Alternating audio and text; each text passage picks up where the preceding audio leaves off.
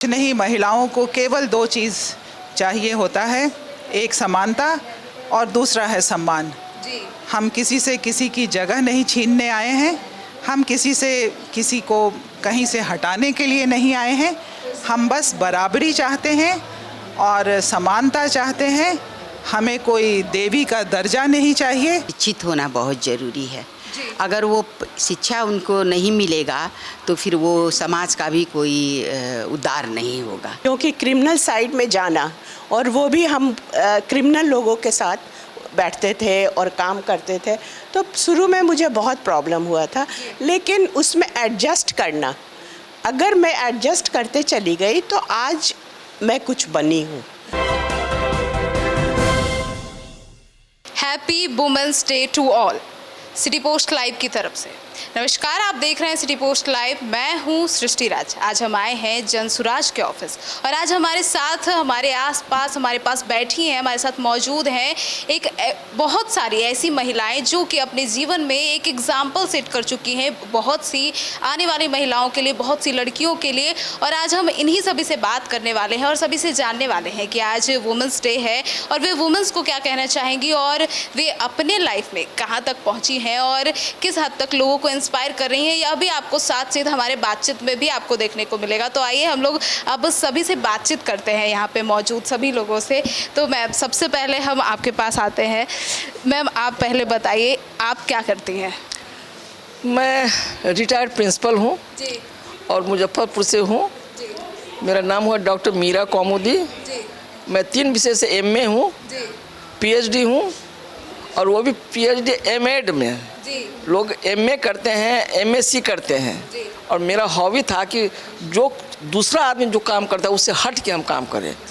तो एमएड किए, उससे एमएड के आधार पर हमारा एजुकेशन पर शोध है। उसके बाद एलएलबी भी किए, और ये इतनी लंबी फहरिस्त के पीछे एक जिद था, एक जुनून था। मेरी शादी 9th में मैं थी तो मेरी शादी हुई। मतलब शादी के बाद पूरी पढ़ाई की? 9th में थी तो मेरी शादी हुई। हमारे ससुर कहते थे कि नहीं, अपना समय न पढ़ाल जा रही। मैं पारू के धरफड़ी गांव की मैं बहू हूँ। तो मेरे ससुर कहते थे कि जनानी के नन्नू पढ़ावे के, तो हम जिद कर दिए। हम कहे ना, हम खाना पीना छोड़ दिए।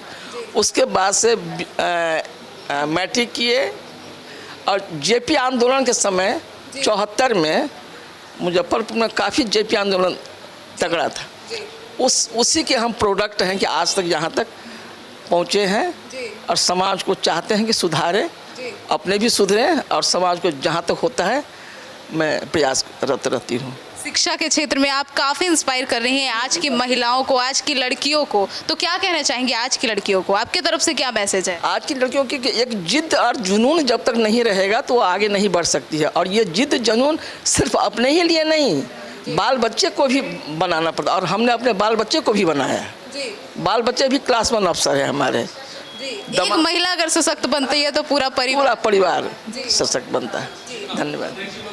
चलिए, अब आइए आगे बात करते हैं। हम राजनीति से के तरफ अब आगे बढ़ते हैं। हमारे साथ मौजूद हैं बहुत बड़ी राजनीति के चेहरे हैं, विनीता विजय मैम हमारे साथ मौजूद हैं। आइए इनसे जानते हैं इनका सफ़र कैसा रहा, ये किस तरीके से अब आज की महिलाओं को क्या क्या मैसेज देती है। मैम, कैसा रहा आपका सफ़र? बहुत ही रोचक रहा और लंबा सफ़र है।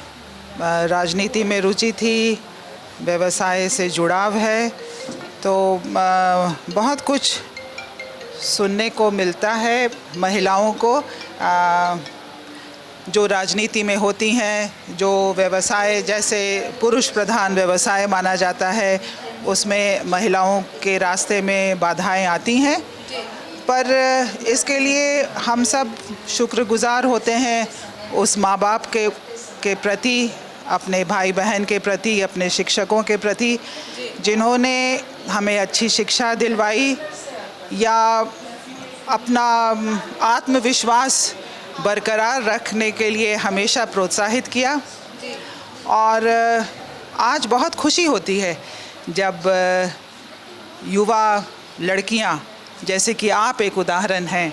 हाँ, आपका भी क्षेत्र बहुत लंबे समय तक पुरुष प्रधान क्षेत्र माना जाता था, लेकिन आज आप इंटरव्यू लेने आई हैं महिला दिवस के मौके पर।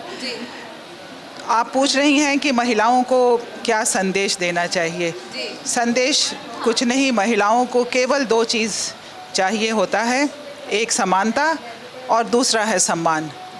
हम किसी से किसी की जगह नहीं छीनने आए हैं, हम किसी से किसी को कहीं से हटाने के लिए नहीं आए हैं।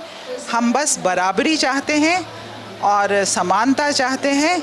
हमें कोई देवी का दर्जा नहीं चाहिए, हम सिर्फ चाहते हैं कि आप हमें एक इंसान का ही दर्जा दें, यही हमारे लिए बहुत है। तो सुना आपने, तो अब आप आगे आते हैं। मैम, आप भी राजनीति में हैं और कैसे देखती हैं आप एक महिला को महिला सशक्तिकरण को लेकर क्या सोचती हैं? देखिए, सबसे पहले आपको धन्यवाद और सभी महिलाओं को अंतर्राष्ट्रीय महिला दिवस के अवसर पे बहुत बहुत शुभकामनाएं। ये दिन तो हम आज सेलिब्रेट कर रहे हैं, एक सिंबॉलिक दिन है ये, इसे एक सिंबॉलिक तौर पे हम सेलिब्रेट कर रहे हैं। लेकिन इम्पॉर्टेंट यहाँ पे ये है कि जिस भावना से, जिस भाव से हम इस दिन को सेलिब्रेट करते हैं, ये भाव सालों भर, जीवन भर हर महिलाएं के लिए, हर व्यक्ति के मन में होना चाहिए। अगर आप इसकी शुरुआत भी देखें तो महिला अधिकार से इसकी शुरुआत होती है। तो संविधान ने हमें अधिकार तो बराबर दे दिया, लेकिन मुझे लगता है कि अभी भी बहुत लंबा सफ़र है जो हमें तय करना बचा हुआ है। समाज में हमें मानसिक तौर पे लोगों ने इक्वली एक्सेप्ट अभी भी बहुत सेक्शंस में महिलाओं को नहीं किया गया है। तो ये सफ़र बहुत लंबा है, लड़ाई बहुत लंबी है और हमें लगता है कि हम आगे बढ़ के इस जो हमारी मानसिक ब्लॉकेज है इसे हम तोड़ सकते हैं। और जैसा कि कहा गया कि आप, हम जैसी बहुत सारी महिलाएं हैं जिनके ऊपर ये जिम्मेदारी बनती है कि इस महिला जो मेंटल ब्लॉकेज को तोड़ा जाए।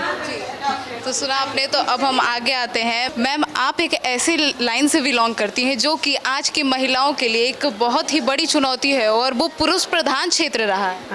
मेरी प्रैक्टिस की 40 साल हो गई और मैं तब से काम कर रही हूँ। जब मैं काम कर रही थी उस समय बहुत कम महिलाएं एडवोकेट का काम, वकील थी। बट आज लोगों में इतनी जागृति आई है महिलाओं में कि अगर 100% लिया जाए तो उसमें 40 महिलाएं आई हैं जी। ये सब जागरूकता है और पढ़ाई, क्योंकि हर महिलाओं को अब पढ़ना ज़रूरी है, इसलिए ज़रूरी है कि वो आगे हर क्षेत्र में बढ़े। और मैं सिर्फ अपने प्रोफेशन की बात नहीं कर रही हूँ, हर प्रोफेशन में जितने भी जगह हैं सब जगह लेडीज़ आगे बढ़ रही हैं। इसलिए महिला दिवस के इस पे मैं सभी को बधाई देती हूँ। बहुत आप बहुत बड़ी एक एग्जाम्पल है हमारे लिए, हमारे आने वाले पीढ़ी के लिए। आप इतनी बड़ी एडवोकेट हैं, क्रिमिनल एडवोकेट हैं, और आप जिस तरीके से शुरू में तो मुझे बहुत प्रॉब्लम हुआ था, क्योंकि क्रिमिनल साइड में जाना, और वो भी हम क्रिमिनल लोगों के साथ बैठते थे और काम करते थे, तो शुरू में मुझे बहुत प्रॉब्लम हुआ था। लेकिन उसमें एडजस्ट करना, अगर मैं एडजस्ट करते चली गई तो आज मैं कुछ बनी हूँ। नहीं करती, भाग आती तो मैं कुछ नहीं करती। इसलिए वहाँ हर प्रोफेशन में एडजस्ट, मेरे भी प्रोफेशन में, वो भी क्रिमिनल के बीच रह के मैंने काम किया है। मैं उन लोगों के लिए केस लड़ती थी, हर तरह के काम करती थी। Thank you ma'am. मैम, आप बताइएगा कि महिला सशक्तिकरण को लेकर किस तरीके से आप सोचती हैं? मैं 20-25 साल से इंटरनेशनल इनर व्हील क्लब से जुड़ी हुई हूँ। वो संस्था है जो कि महिलाओं की सशक्तिकरण पर काम करती है, चाइल्ड लेबर के महिलाओं के स्किल पर, डेवलपमेंट पे काम होती है। तो ये सब हम लोग करते हैं। तो मेरा ख्याल है कि महिलाओं को शिक्षित होना बहुत ज़रूरी है। अगर वो शिक्षा उनको नहीं मिलेगा तो फिर वो समाज का भी कोई उद्धार नहीं होगा। क्योंकि एक महिला एक परिवार को देखती है, अपने बच्चे को एक शिक्षा देती है, तो समाज का भी निर्माण होता है। तो मैं तो यही कहूँगी कि पहले की महिलाओं ने तो बहुत कुछ झेला है, लेकिन आज महिलाएं सशक्त हैं, उन अधिकारों को भी पहचानती है। लेकिन एक बात मैं और भी कहूँगी, शहरों की महिलाओं में तो आ गया है कि हमें कैसे कर गुजरना है, लेकिन गांव में आप जाके देखिएगा, अभी भी वो माँ के घर में भी वो बेटा से उनको नीचे ही रखा जाता है। चाहे वो स्वास्थ्य के मामले में हो, चाहे शिक्षा के मामले में हो, उनको समझा जाता है कि बेटियों को इतना पढ़ा दे कि उनकी शादी हो जाए। और लड़कों पर ज़्यादा ध्यान देते हैं, क्योंकि ये तो कमाएगा और मेरे घर परिवार को पालन पोषण करेगा। तो इस तरह की भावना नहीं आनी चाहिए समान को। तो सुना आपने। तो अब आगे हम लोग और भी अभी यहाँ कार्यक्रम है, कार्यक्रम के बाद हम और भी तमाम जो यहाँ की एग्जाम्पल हैं, इतनी सारी महिलाएं अपने अपने क्षेत्र की धुरंधर हैं, उन सभी से बातचीत करेंगे। धन्यवाद।